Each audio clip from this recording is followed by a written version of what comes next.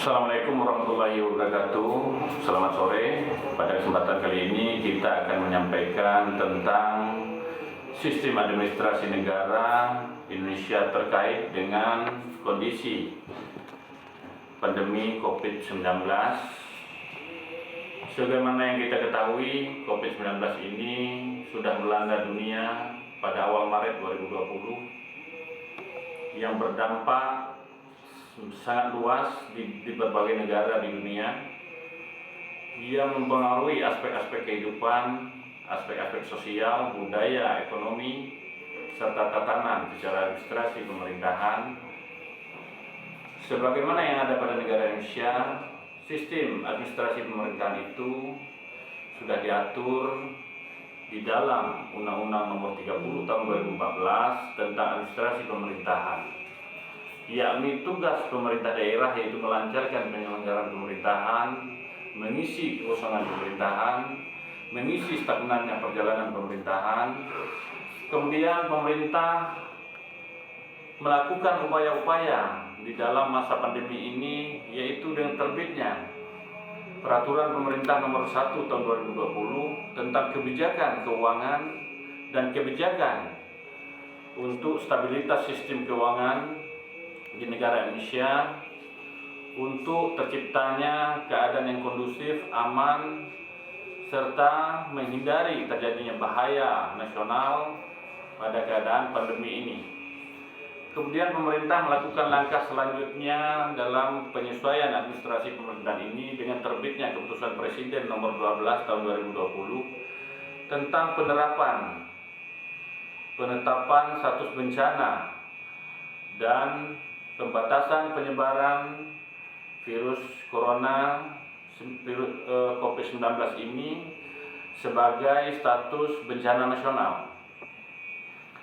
Ada dua istilah yang digunakan dalam sistem bernegara di Indonesia, yaitu ada istilah dalam keadaan darurat bahaya seperti diamanatkan pasal 12 Undang-Undang Dasar 1945 yang mencakup beberapa hal. Kemudian juga ada kejadian yang memaksa harus diterapkannya pasal 22 Undang-Undang Dasar 1945. Pada kasus COVID-19 ini, maka terjadilah dalam bahasa hukum tata negara, yaitu keadaan darurat bencana yang kita terapkan pada pasal 24 pada Undang-Undang Nomor 24 Tahun 2007 tentang bencana.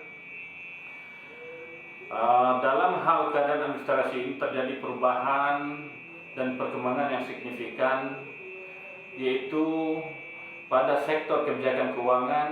Pemerintah telah melakukan beberapa langkah dan upaya, termasuk melakukan penganggaran untuk penanganan COVID-19 ini, kemudian juga pengurangan pemangkasan beberapa wilayah sektor-sektor penting yang mengurangi jumlah finansial seperti di beberapa wilayah baik dari pusat sampai ke tingkat daerah, yaitu pengurangan yang berimbas pada refocusing anggaran pada setiap titik perbelanjaan yang memang dikhususkan untuk penanganan dan penyelesaian persoalan COVID-19 ini.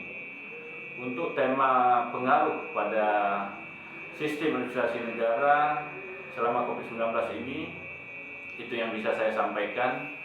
Kemudian pada pembahasan yang kedua, yaitu posisi kedaulatan negara dalam situasi COVID-19 ini.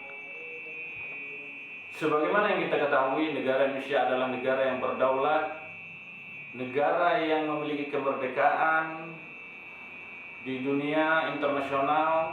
Tentulah negara Indonesia memiliki langkah-langkah tersendiri dalam melakukan penanganan sebagai wujud bernegara, bentuk dari suatu kedaulatan negara, yaitu terhadap dunia internasional.